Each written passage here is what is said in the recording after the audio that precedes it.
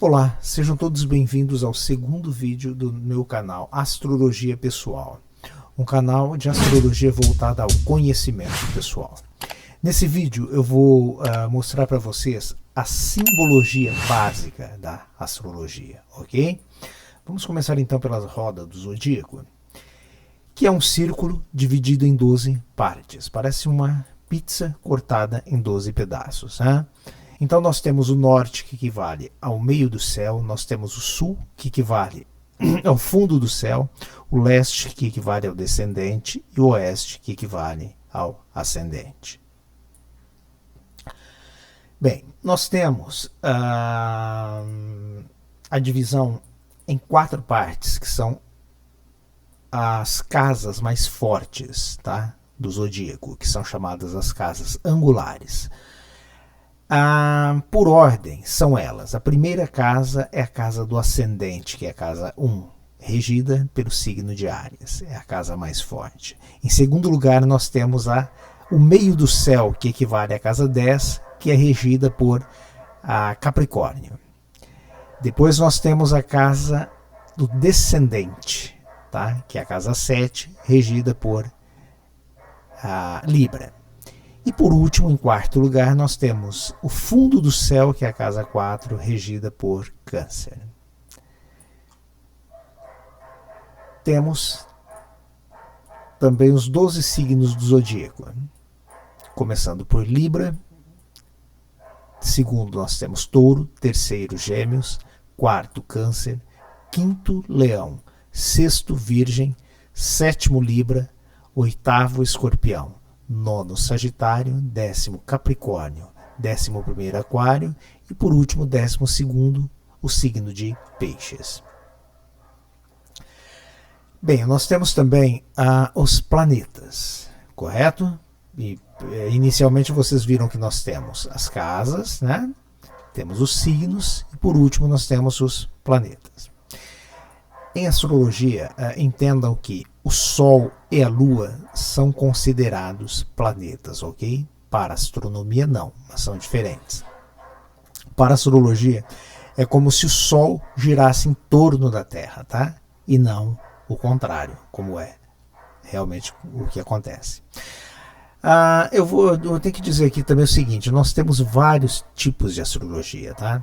Nós temos astrologia ocidental, nós temos astrologia oriental, que é a astrologia védica, nós temos a astrologia chinesa, nós temos a astrologia egípcia, nós temos a astrologia persa, nós temos um monte de astrologias, as astrologias indígenas, e apesar de elas serem diferentes, acreditem, todas elas funcionam, ok? Da sua forma, todas elas funcionam.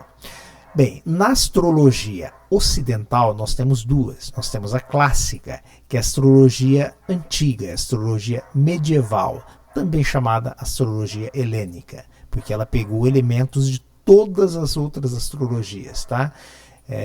Através uma hora eu faço um vídeo sobre isso, tá? Através das conquistas de Alexandre o Grande, né, como ele juntou a Grécia, Egito, Pérsia e Índia, então nasceu uma astrologia que misturou os elementos de todas essas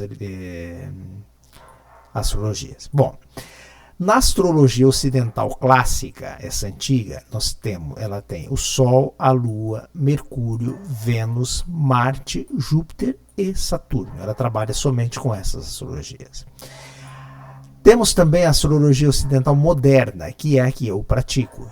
Na moderna, nós já temos a inclusão dos planetas Urano, Netuno e Plutão, que foram descobertos posteriormente. Então nós teremos o Sol, a Lua, Mercúrio, Vênus, Marte, Júpiter, Saturno, Urano, Netuno e Plutão. Temos também os asteroides Quiron, Pallas, Ceres, Vesta, Juno e Proserpine. Esses asteroides oferecem também mais coloridos, tá? A previsão astrológica. Existem outros asteroides também que foram descobertos, vão sendo descobertos e vão sendo estudados e passados para a astrologia, tá? Por enquanto nós temos esses. nós dividimos os planetas da seguinte maneira. Nós temos os luminares, que são o Sol e a Lua. Por que luminares? Porque eles iluminam a Terra. O Sol com a sua luz própria e a Lua com a luz refletida, correto? E essa simbologia de luz própria e luz refletida faz muita diferença na astrologia, no simbolismo astrológico, o que nós vamos ver posteriormente. Temos os planetas internos, que são os planetas Mercúrio e o planeta Vênus. Os planetas externos, que são Marte, Júpiter e Saturno. E os planetas geracionais, que são esses últimos descobertos que não pertencem à astrologia clássica, mas sim à astrologia moderna apenas, que são Urano, Netuno e Plutão. Temos também alguns pontos astrológicos. Lilith, a roda da fortuna. Muitos astrólogos não gostam de dizer roda da fortuna porque a roda da fortuna é uma carta do tarô, então eles preferem dizer parte da fortuna. Eu não vejo nada demais nisso, porque tá vendo lá? É uma rodinha, não é uma roda. Então eu falo roda da fortuna normalmente, isso não altera em nada, ok? Temos Vertex e temos a própria Terra, que eu não conheço astrólogo que utilize a Terra, tá? Nos seus trabalhos. A Terra estaria aqui, né? Entre Marte e Vênus, tá? Então a Terra, como eu disse, não conheço quem use, mas eu utilizo, tá? A Terra. Bem, vamos então à roda zodiacal e os planetas. Os planetas não, desculpa, e os signos respectivos. Casa 1 é regida por Áries. Casa 2, regida por Touro. Casa 3, regida por Gêmeos. Casa 4, regida por Câncer. Casa 5, regida por Leão. Casa 6, regida por Virgem. Casa 7, regida por Libra. Casa 8, regida por Escorpião. Casa 9, regida por Sagitário. Casa 10, regida por Capricórnio. Casa 11, regida por Aquário. Casa 12, regida por Peixes. Bem, vamos em frente. O método que eu utilizo para fazer a interpretação do mapa astral, ele se baseia numa coisa chamada tríade de um mapa astral, que é o Sol, a Lua e o ascendente. O Sol e a Lua, que são dois planetas, e o ascendente, que não é um planeta, é um ponto astrológico. Ele é o ponto de intersecção entre, aqui, tá vendo? O ponto de intersecção entre as casas 12 e a casa 1. O Sol, que rege Leão, e a casa 5. A Lua, que rege Câncer, e a casa 4. E o ascendente, que é a nossa aparência. Vamos ver então o simbolismo de cada um desses pontos. O que é o Sol? O Sol simboliza a nossa aparência, o nosso ego, o nosso pai, os valores e educação que recebemos de nosso pai nos primeiros anos de vida. O Sol simboliza também o nosso futuro, a nossa missão de vida. É para onde devemos seguir, é a nossa bússola nessa existência. E a Lua? A Lua são as nossas emoções, são os nossos sentimentos, simboliza a nossa mãe. Os valores e a educação recebidas através da nossa mãe nos primeiros anos de vida. Representa o passado, de onde devemos nos desapegar para seguir o caminho traçado pelo nosso Sol. Então, pela astrologia, nós devemos não fugir, tá, da Lua, mas dar menos ênfase à Lua e seguir o caminho traçado pelo nosso Sol. E o ascendente? O ascendente, ele simboliza a nossa aparência. É uma máscara que criamos nos primeiros anos de vida para lidar com as cobranças da sociedade. É como nos mostramos para o mundo e como as pessoas nos veem. Então o Sol, na psicologia e na psicanálise, equivale ao self. E o ascendente equivale à persona. É um personagem que nós criamos. Vamos ver então cada planeta e o seu signo e a sua casa, certo?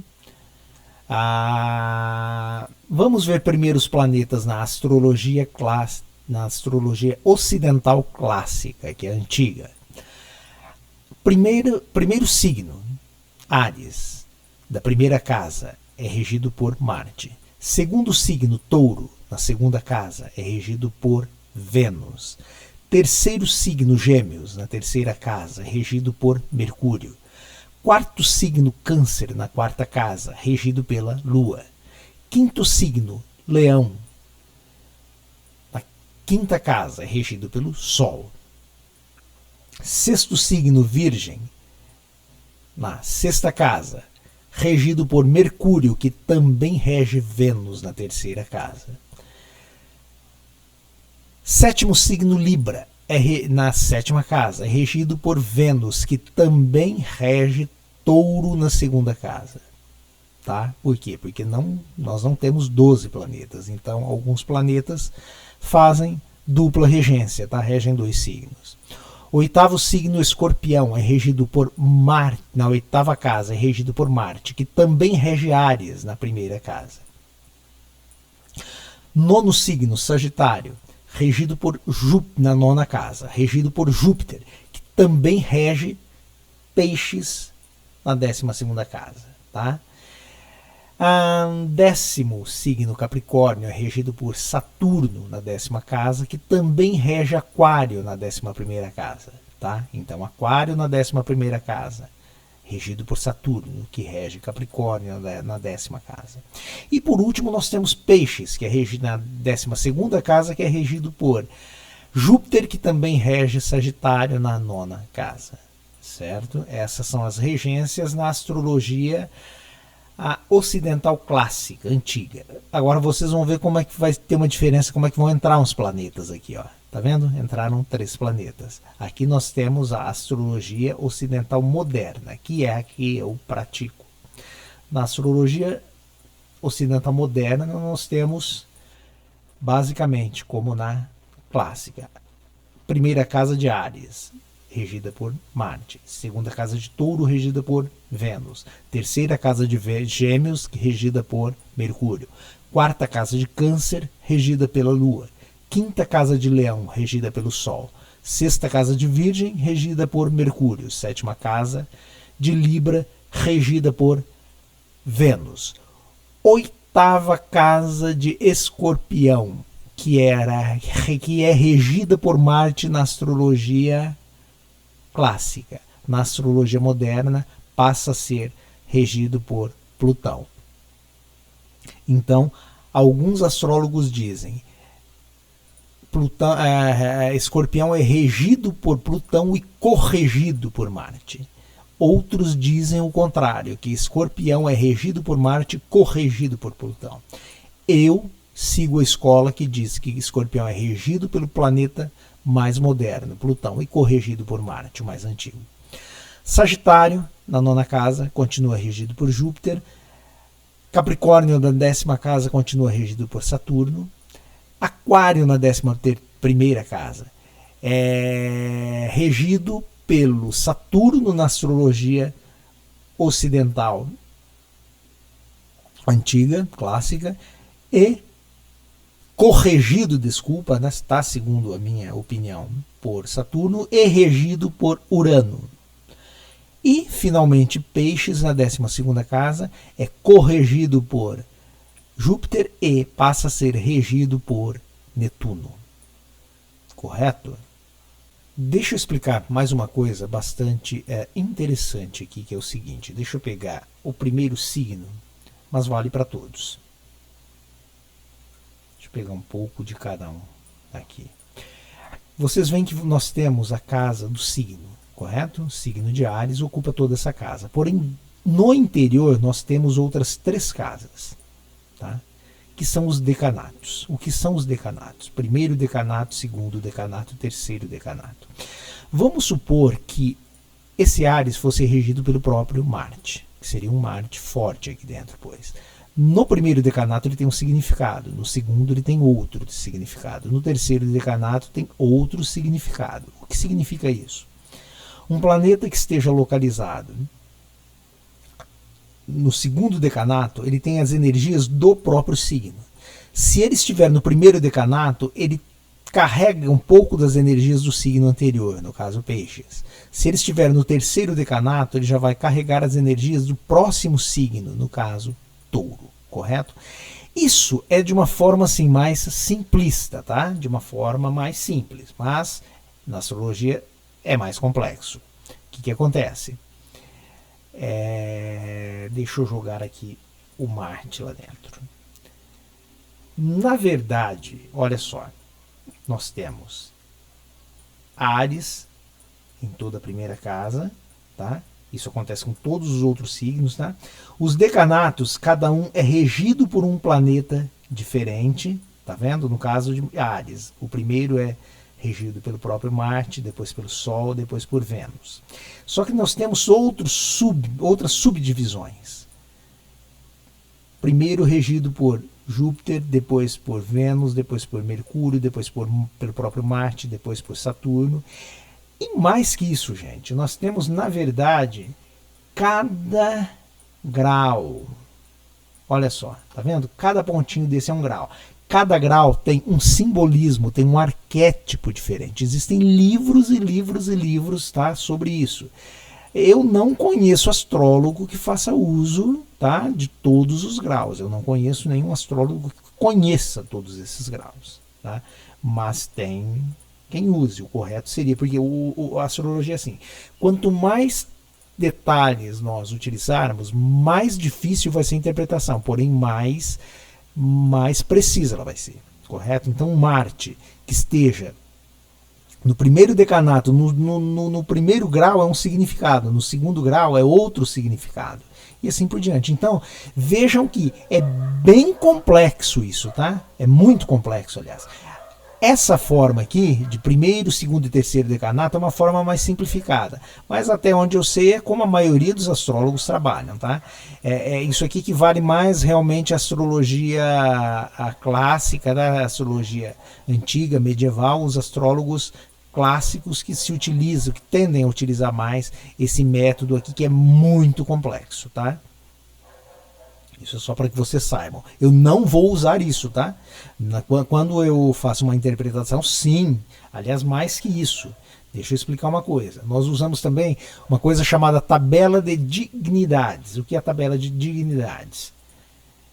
Os planetas, dependendo do signo onde eles estão, eles podem estar fortes, no caso domicílio, ou exaltação, ou eles podem estar fracos, exílio ou queda. Aí nós temos também uma tabela simplificada, tá? Aqui, ó. Por exemplo, vamos supor o Sol. Ele está em Leão, ele está forte, porque ele rege Leão, está domiciliado. Em Áries, ele está exaltado. Ele está bem, ele não está tão bem, ele não está no domicílio, mas ele está em exaltação. Já em Aquário, ele está em exílio, ele já está meio que deslocado. Em Libra, ele está totalmente em queda. Em Libra, um Sol em Libra, ele está totalmente fraco. Essa é uma tabela simplificada. Essa é a tabela mais completa, a tabela de dignidades essenciais de Dorotheus de Sidon. Também, repito, isso se refere mais à astrologia medieval, antiga, a clássica, né? Então, além do domicílio, exaltação, exílio e queda, que nós temos na simplificada, aqui nós temos outros pontos, que é triplicidade, termos e face. Repito, quando nós vamos fazer um mapa, nós utilizamos tudo isso. Tá? O correto é utilizar tudo. Posso até fazer um mapa sem a utilização de triplicidades, termos e face. Posso até fazer isso, mas o mapa não vai sair um mapa 100%. Correto é usar tudo isso, mas dá trabalho. Mas aqui eu não vou falar disso, aqui não vou falar, senão eu vou levar 4 dias e 4 noites para interpretar um mapa, vai ficar difícil a gente falar sobre isso, tá? Sigamos. Bem, vamos ver agora então o significado de cada signo, planeta e casa, certo? De repente você vai pensar assim, bom, eu preciso saber o significado do planeta, do signo, do planeta e da casa? Não, eles são os mesmos, tá? Eles são basicamente os mesmos. Significa da seguinte maneira: o planeta é o ator, o signo é o papel que ele está desempenhando, e a casa é o cenário, correto? Então nós começamos por Áries, que é o primeiro signo do zodíaco. Áries, que acho que é o signo mais conhecido, além de Escorpião, né? É um signo bem característico, bem fácil da gente identificar. O que é ser um ariano? Áries, o deus da guerra para os gregos. Daí vem Áries.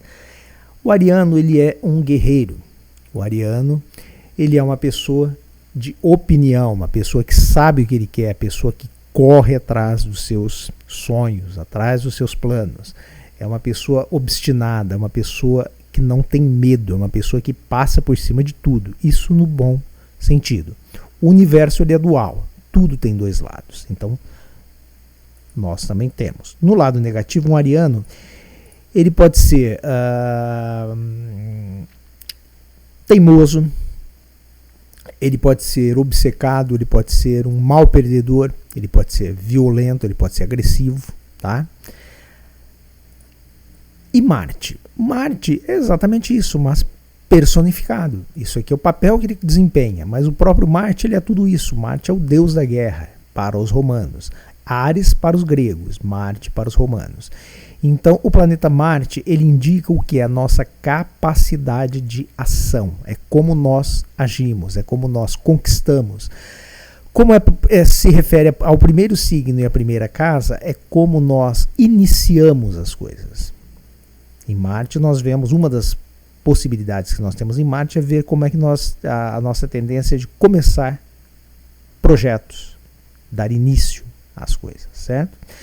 E a casa 1? A casa 1 é a casa do eu, é a casa do ego, é a casa que simboliza a nossa própria personalidade.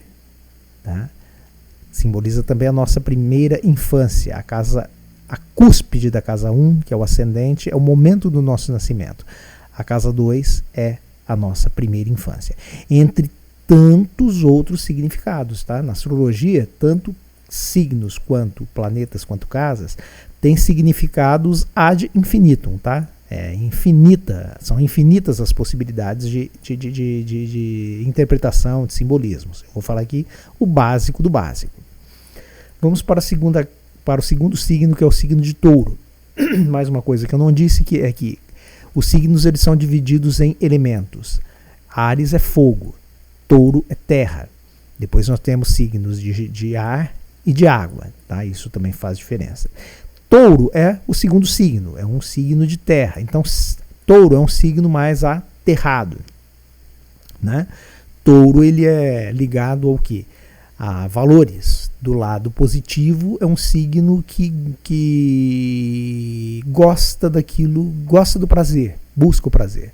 Do lado negativo, ele pode ser um glutão, ele pode ser gostar de comer, ele gosta da boa mesa, da boa comida, ele gosta de dinheiro, ele gosta de conquista, não como Áries, que é conquistar terreno. Ele não, o Touro, ele já gosta de conquistar os valores, né? Como eu disse, né? O dinheiro, por exemplo. A casa 2, como eu disse, ela simboliza também como nós nascemos no ascendente, nossa primeira infância na casa 1. A casa 2, como são onde nós adquirimos os nossos valores, ela simboliza, por exemplo, a amamentação. Então imaginem só, já na psicologia, o que significa a amamentação para uma criança, como isso vai refletir na vida dela. Isso vai refletir, como ela foi amamentada, vai refletir até mesmo na forma como ela vai ganhar ou não, como ela vai ter facilidade ou dificuldade em gerar e gerir dinheiro, que são valores. Regida por Vênus, que é a deusa do amor. Deusa do amor e da beleza. Na verdade, a deusa do amor e da beleza, como relacionamento, ela vai reger na casa 7 de Libra. Aqui ela rege mais as questões de valores. Então Vênus rege, por exemplo, o dinheiro. Onde nós temos Vênus no nosso mapa, nós temos capacidade de gerar e gerir dinheiro. Correto? Vamos para a casa 3 de Gêmeos. Gêmeos, que também é um signo bem conhecido pela sua capacidade de comunicação, de se interessar, de ser curiosa, se interessar por muitos assuntos, fazer várias coisas ao mesmo tempo. Os geminianos são assim, são regidos por Mercúrio, o deus Hermes dos gregos, Mercúrio para os deus Hermes dos romanos, Mercúrio para... Nossa Senhora, travei, refaz. Regida por Mercúrio, Mercúrio para os gregos, Hermes para os romanos.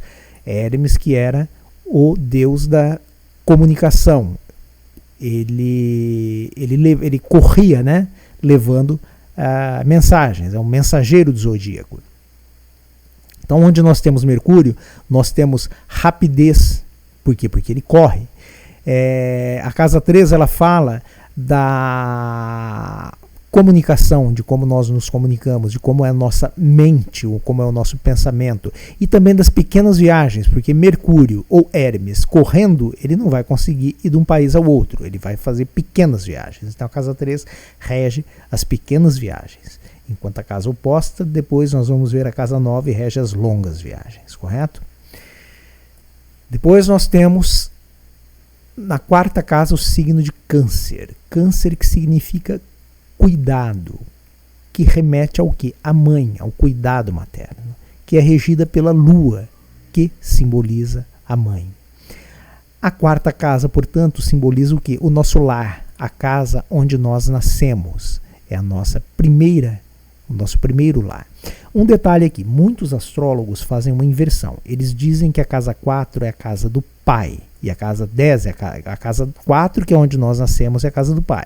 E a casa 10, que é a nossa carreira, que é para onde quando nós saímos para o mundo, é a casa da mãe. Eu não vejo lógica nisso, tá? Para mim, a casa 4 é a casa da mãe, que é onde nós recebemos os nossos primeiros cuidados, a nossa primeira educação, para na segunda etapa da nossa vida, aí sim nós irmos para a casa 10, onde está a nossa carreira, que para mim é a casa do pai. Outros astrólogos dizem que a melhor pessoa para dizer se a casa 4 é a casa da mãe ou do pai e a casa 10 vice-versa é o próprio consulente, ou seja, a pessoa que está sendo analisada. Tem alguns detalhes. Se eu tiver, por exemplo, um Saturno, que é o regente da casa 10, na casa 4, automaticamente a casa 4 passou a ser a casa do pai. Tá? Se eu tiver Capricórnio, o signo de Capricórnio, cortando na casa 4, se houver essa inversão, ó, veja Capricórnio aqui, também casa 4 passou a ser a casa do pai. Tá? Mas via de regra eu trabalho com a casa 4 como sendo a casa da mãe. Certo? Vamos para a casa 5, que é a casa de Leão. Leão, que é o que? É o rei, então simboliza o ego, um pouco parecido com Marte, que é o eu, né? Leão também, que é simbolizado pelo Sol, simboliza o nosso ego. O leão, que é aquele, né, que fica lá deitadão, né, a leoa, né, que sai para caça, o leão fica ali na dele, é o rei, né? Então a casa 5 ela fala muito disso, ela fala do quê? De diversão, fala de criação, de criatividade. Na casa 5 é que nós vemos muitos dos talentos da pessoa. Né? Então, por exemplo, a pessoa ela pode criar uma música, ela pode criar um livro, pode criar uma pintura, uma escultura. Agora, não há maior criação do que o próprio filho, aqui, o filho que nós criamos. Então, na casa 5 nós vemos também como serão, entre aspas, a tendência, né, de como poderá ser os filhos da pessoa. Tá? É uma casa também dos namoros, tá? Portanto, de certa forma, do sexo, tá? Porque faz parte do namoro. Na casa 5 nós vemos também os primos, eu não falei, na casa 3 nós vemos os irmãos, na casa 5 nós vemos os primos, certo? E esse é então mais ou menos aí o significado do Sol, Leão e casa 5. Na casa 6, de Virgem, os virginianos, que são famosos por serem detalhistas, por serem metódicos, por serem chatos, né, com detalhes. Regido pelo intelecto de Mercúrio, que também rege a casa 3, onde rege a nossa mente. A casa 6 ela vai nos falar do quê? Ela vai falar de trabalho cotidiano, vai falar de vida cotidiana, tá? De como nós vivemos o nosso cotidiano, de como nós trabalhamos. vai falar também dos animais domésticos, tá? Os animais de grande porte é na casa 12. A casa 6 é uma casa, como sendo do trabalho, um pouco de servidão, né? Tanto que na antiguidade, quando existia a escravidão, via-se a escravidão na casa 6. E é uma casa, como eu disse, de trabalho. Então vocês veem que até aqui nós vivemos a metade, né? Vivemos a primeira oitava da nossa vida, até a casa 6. Da 7 em diante, até aqui nós vivemos para nós mesmos. A partir da 7 nós vamos viver para os outros, porque na 7 nós vamos nos casar. Então vamos fazer uma recapitulação. No ascendente nós nascemos. Na casa 1 nós tivemos a nossa primeira infância. Na casa 2 nós adquirimos os nossos valores, potencialmente descobrindo a nossa mãe e no processo de amamentação. Na casa 3 nós conhecemos os nossos irmãos e começamos a engatinhar. Na casa 4 nós descobrimos a nossa casa e começamos a andar. Na casa 5 nós já deixamos os irmãos e nos envolvemos com os primos, nos envolvemos com as namoradas, com os namorados. Aqui então nós começamos a namorar. Aqui nós já começamos a pensar que, peraí, eu quero me casar. Se eu estou namorando por quê? Porque eu quero me casar, mas para isso eu vou ter que trabalhar. Então é na casa 6 que nós vamos trabalhar. Casa 6 que também fala de saúde. Então, ou seja, se a pessoa não tem uma boa saúde, ela não trabalha. Tá? Aqui é a saúde física. Na casa 12 está a saúde mental, espiritual. Então, se a pessoa não tem saúde física, ela não tem saúde psíquica e vice-versa. Tá? São simbolismos, significados básicos. Tá? A partir daqui, então, nós vamos partir para a casa 7 quando nós vamos nos misturar com os outros. A casa 1, que é o eu, se tornará a casa 7, que é o outro, tá? Vamos partir então para a segunda metade, para a segunda oitava da nossa vida dentro da roda zodiacal. Bem, casa 7 de Libra, tá? O que são os librianos? Os librianos são pessoas bonitas, pessoas amantes da paz, amantes da arte, da música, tudo isso é Libra. Libra que é a balança, que também simboliza a justiça. Então, librianos são também, normalmente, além de bons artistas, músicos, são também boas pessoas para trabalhar na área da justiça. Tá? Regida por Vênus, a deusa do amor e da beleza, que na casa 2 rege valores. Na casa 7, ela vai reger os relacionamentos. Então entendam mais uma vez, uma pessoa que não tem fé nos seus valores pessoais terá dificuldade em encontrar a chave para um bom relacionamento. Os gatilhos que nos levam à conquista não só do dinheiro, mas de tudo aquilo que nos traz o dinheiro, trabalho, né? Os gatilhos que nos trazem, que nós usamos para as conquistas financeiras. São os mesmos gatilhos que nós utilizamos para a conquista das pessoas. Tá? Então entendam que se você não tem saúde na vida financeira, se você não vai bem na vida financeira, você não vai bem nos relacionamentos. E vice-versa. Se você não vai bem nos relacionamentos, no seu casamento, vai ser difícil você ir bem na vida financeira. Tá? Então vejam, na casa 1, é o eu. Na casa 7 já se transformou o outro. Aqui eu vivi para mim, aqui eu já vou viver para o 8. Se eu também não tiver consciência do meu eu, vai ser difícil eu ter consciência de quem é o outro que está comigo. A casa 7, regida por Libra, ela rege os relacionamentos, rege o casamento, rege as sociedades. O casamento é uma sociedade civil. Então aqui nós vemos no mapa do homem a esposa, no mapa da mulher o marido, mas vemos também os sócios, tá? E vemos também os próprios amigos, os amigos próximos, os amigos do nosso cotidiano. Os amigos distantes nós vemos em Aquário, na casa 11, tá? Então na casa 7, esses são os assuntos. Uma vez então que nós vamos fazer de novo, eu nasci, eu passei minha primeira infância, Adquiri meus valores, engatinhei e conheci meus irmãos, andei e conheci minha casa, saí da minha casa, conheci meus primos e namorados, já comecei a sonhar em me casar, só que antes eu fui trabalhar para conquistar o dinheiro necessário para isso, cheguei na casa 8, eu me casei. Se eu me casei na 8, na 7, desculpa, na casa 7, então eu me casei. Na casa 8, o que vai acontecer na casa 8? Na casa 8 é onde eu vou fazer o sexo.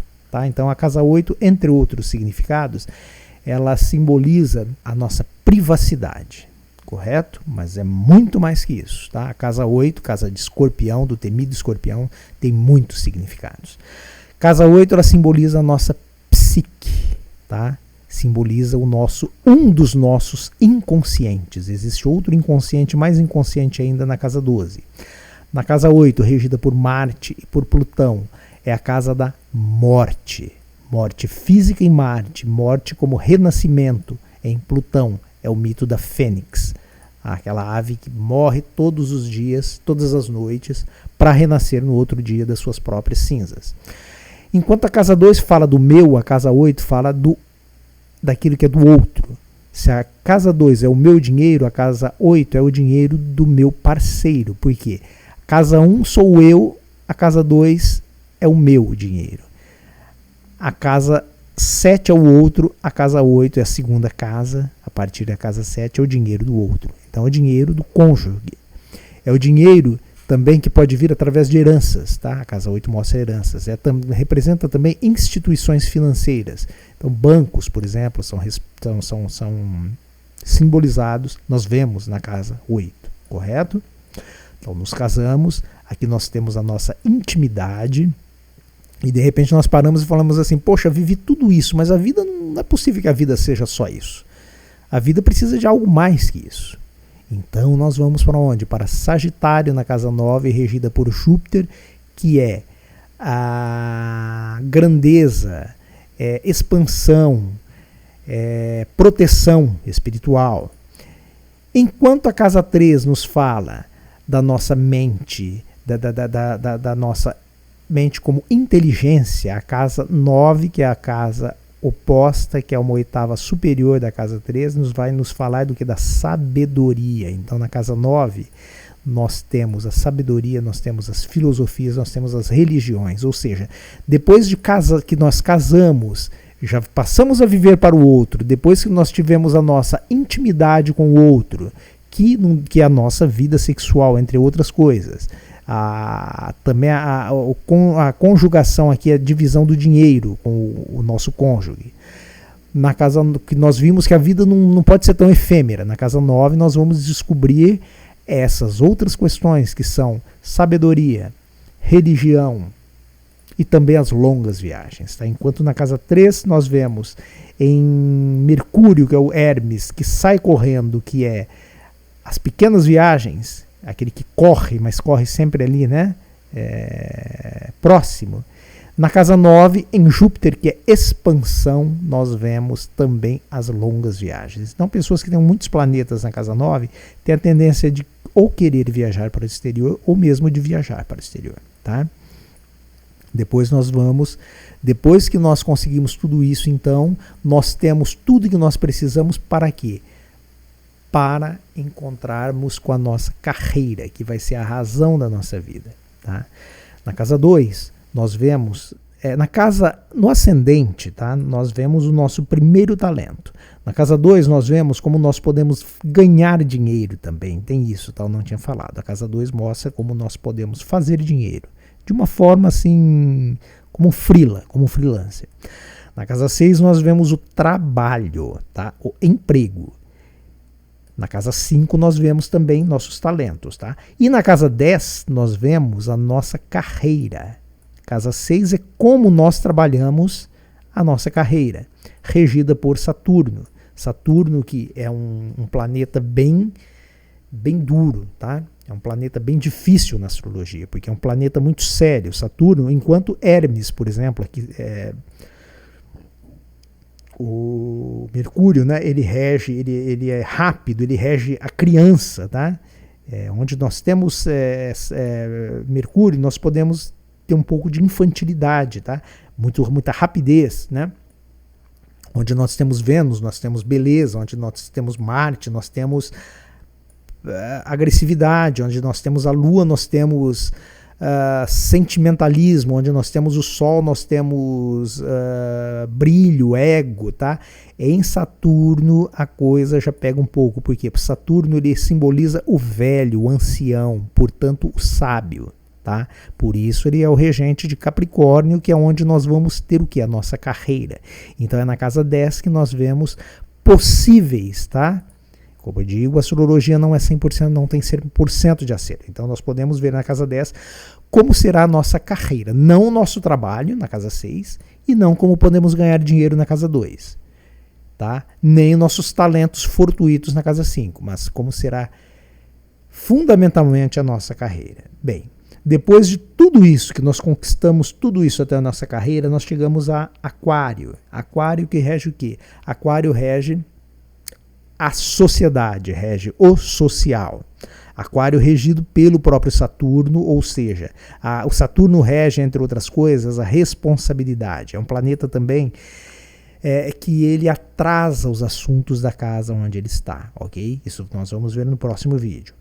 E ele simboliza a responsabilidade. Então na casa 8 nós temos, enquanto aqui nós temos responsabilidade. Até aqui vocês viram que a responsabilidade foi pouca. Se bem que no casamento nós temos responsabilidade, tá? Mas é um simbolismo astrológico. Na casa 10 da carreira nós temos a responsabilidade com o trabalho. Na casa 11 nós teremos a responsabilidade com o quê? Com o social, com a vida em sociedade. Regida também por Urano, que rege mudanças bruscas, rege terremotos, num mau sentido, né? Mas é assim, o Urano nos mostra, por exemplo, onde nós temos mudanças bruscas nas nossas vidas e em casos extremos até terremotos. E na astrologia mundial rege os terremotos realmente, tá? Então em Aquário, Aquário é a casa dos grupos sociais. Depois que nós nos casamos, adquirimos uma religião, nos fundamentamos a nossa vida numa carreira, nós vamos então para os grupos sociais. Pode ser grupos sociais de todo tipo aqui, pode ser um clube, pode ser, sei lá, um Rotary Clube, pode ser qualquer tipo de grupo, tá?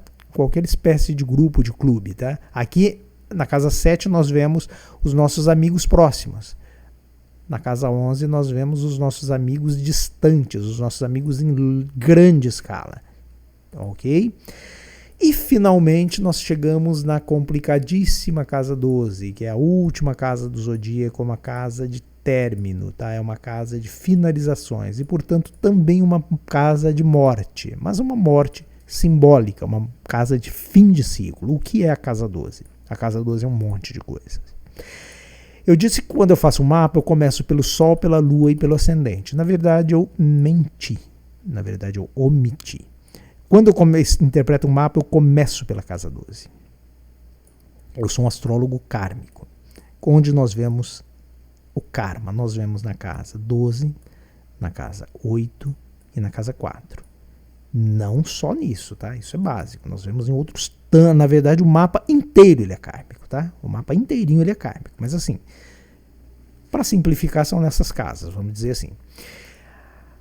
Então, quando eu faço um mapa, eu começo pela casa 12. Por quê? Porque a casa 12 ela me traz toda a psique inconsciente da pessoa, que ela vai usar em toda a sua vida, em toda a sua jornada. Então, o que significa a casa 12? A casa 12 ela simboliza na astrologia kármica a última encarnação. Para quem acredita em reencarnação. Para quem não acredita em reencarnação, não tem problema. A casa 12 ela nos mostra a herança que nós trazemos dos nossos antepassados. Aí é que está o perigo. Imagina que nós podemos trazer lembranças inconscientes através do DNA de ancestrais nossos há 200, 300, 500 anos atrás. Nós podemos trazer no nosso inconsciente lembranças que foram vividas por antepassados. Então hoje nós podemos carregar dores, temores, traumas que não são nossos, não nos pertencem e nós sofremos com isso. Aí entra a terapia.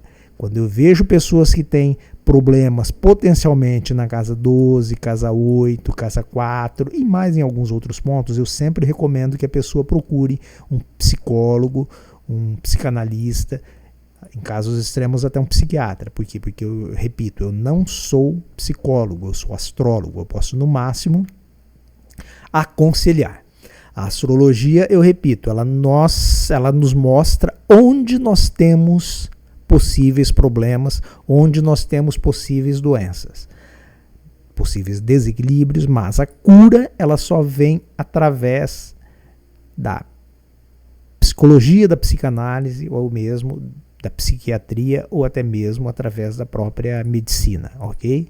Nós não tratamos, nós só mostramos onde a pessoa tem algum problema. A casa 12 mostra também como foi a nossa vida intrauterina. Nós vemos como foi a nossa gestação na casa 12. Tá? Por isso que eu disse. É aqui que eu vejo questões inconscientes, tá? Que vão mostrar como será toda a vida da pessoa, até ela chegar de novo na casa 12 e finalizar a existência dela. Tá? A casa 12 ela mostra também, assim como a casa 11 mostra grupos sociais, a casa 12 ela mostra instituições sociais, vamos dizer assim. A casa 12 ela mostra as instituições de confinamento e sofrimento. Então, hospitais, asilos, manicômios, orfanatos, prisões, todos esses assuntos estão aqui dentro, tá?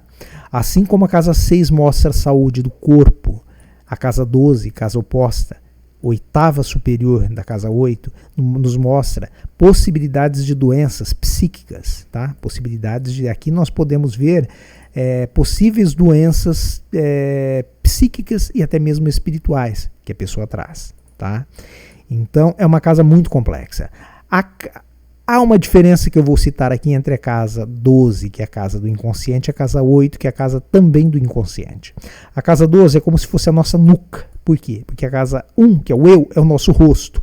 A casa 12 é a nuca. Nós não temos olhos atrás da nuca, então nós não conseguimos ver o que está aqui dentro. O que está dentro da casa 12, que é a casa de Netuno, também de Júpiter, tá? Júpiter aqui é proteção espiritual, Netuno é espiritualidade. A casa de Netuno, deus dos mares, o deus Poseidon, né, dos gregos. Netuno para deus Poseidon dos romanos. Netuno para... já confundi tudo, gente. Enfim. É a casa do deus dos mares. Então, qualquer planeta aqui dentro, ele fica afogado nas águas de Netuno. Nós não temos consciência do que está aqui dentro, tá?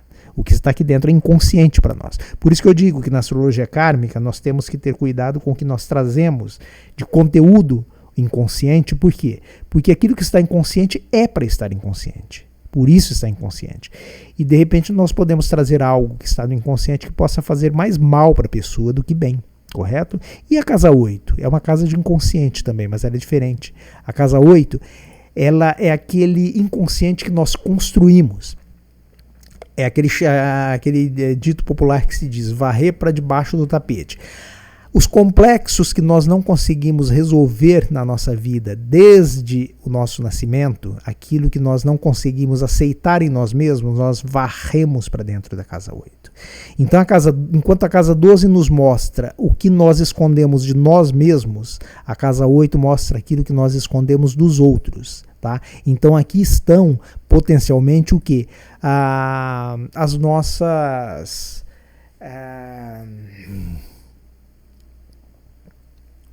os nossos preconceitos, tá? Aquilo que nós não conseguimos resolver conosco mesmo, nós trazemos para cá. E, então, a casa 8 simboliza o que? A sombra. Ela é a nossa sombra. E como nós tentamos nos resolver com essa sombra? Projetando nos outros, na forma de preconceito. Tá? Aquilo que nós não aceitamos em nós mesmos, nós criticamos nos outros, nós apedrejamos os outros. Isso nós vemos na casa 8, tá? Que é Repito, uma casa de sombra. É a casa de Escorpião, tá? É um signo, é o signo mais bonito, porque é o signo mais... Na astrologia kármica, eu vou dar uma palhinha aqui, tá? Na astrologia kármica. A astrologia kármica diz que nós nascemos em Áries, que é o signo mais primitivo, e terminamos a nossa jornada em Peixes, que é o signo mais evoluído. Cuidado com o horóscopo. Não é porque uma pessoa é pisciana. Já ouvi uma pessoa uma vez falar o seguinte: eu ouvi dizer que quem nasce, que piscianos estão na sua última encarnação. Por quê? Porque os piscianos são... Peixes é o signo mais espiritualizado. Não tem nada a ver, gente, tá? Todo mundo tem peixes no mapa, tá? Numa área da vida. Pode ser que ela tenha um peixes na casa 12, não significa que é a última encarnação dela. Isso não tem nada a ver, tá? Mas é assim, arquetipicamente, o ser ele nasce em Áries, que é o signo mais primitivo, e termina sua jornada em Peixes, que é o signo mais evoluído. E onde ele faz essa ponte, tá? Onde ele faz essa ponte de sair do primitivo para ir para a alta espiritualidade? Ele faz isso em Escorpião. Então, Escorpião rege mais alguns assuntos: perdas, dores profundas. Normalmente, pessoas que têm um sol em Escorpião, eles vêm ao mundo para vivenciar perdas, tá? Sejam perdas. Os escorpianos lidam muito com assuntos de perdas, sejam perdas físicas, dinheiro, posses, seja também perdas de pessoas, tá? E repito, nós temos escorpião em algum lugar do mapa. Uma pessoa que tem um escorpião na casa 2, ela tem... Onde nós temos escorpião, na verdade, assim, nós temos uma tendência a sentir uma culpa inconsciente. Então, quem tem um escorpião na casa 2 pode sentir culpa de ganhar dinheiro. Quem tem um escorpião na casa 7 pode sentir culpa em ter um bom relacionamento, tá vendo? Escorpião, assim como Plutão, que eu não falei até agora, que é o regente de Escorpião, o Plutão é um planeta que ele... enquanto Saturno atrasa os assuntos, Plutão, ele bloqueia, ele cria bloqueios. Por isso ele é o regente de Escorpião. Entenderam? Gente, eu poderia ficar 3 dias e 3 noites, 4 dias e 4 noites falando aqui sobre simbologia astrológica. Mas eu estou falando o mínimo possível, eu acho que eu já levei muito tempo. Então, basicamente, este é o simbolismo da astrologia. Espero que vocês tenham entendido, espero que vocês tenham gostado. Dúvidas, sugestões e críticas, deixem nos comentários. Curtam o vídeo, tá? Compartilhem, cliquem aí no sininho, né, para estar recebendo, né, novidades, né, novos vídeos, avisos de novos vídeos, né? E me siga também, tá? Nas redes, tá? No Facebook, no Instagram. Eu agradeço a todos por estarem aqui até agora. Muito obrigado e até o nosso próximo vídeo, que é onde nós vamos fazer a interpretação de um mapa astral. Ok? Muito obrigado.